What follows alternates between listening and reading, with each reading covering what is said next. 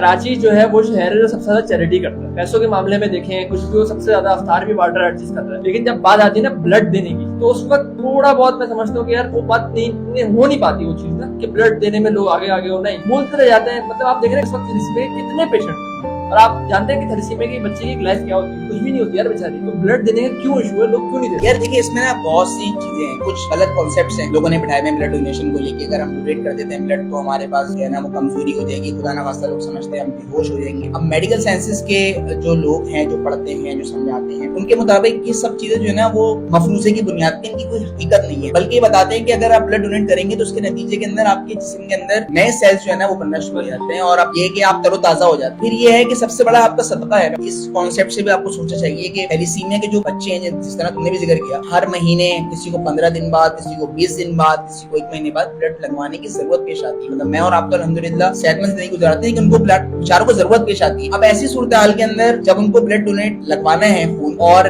Thalassaemia centres के पास खून ना हो, क्योंकि डोनर्स के पास ये रुझान नहीं है कि वो ब्लड डोनेट करें, तो मेरा ये ख्याल है कि जो गलत कॉन्सेप्ट बैठे हैं ना, इसको दूर करने की बहुत जरूरत है।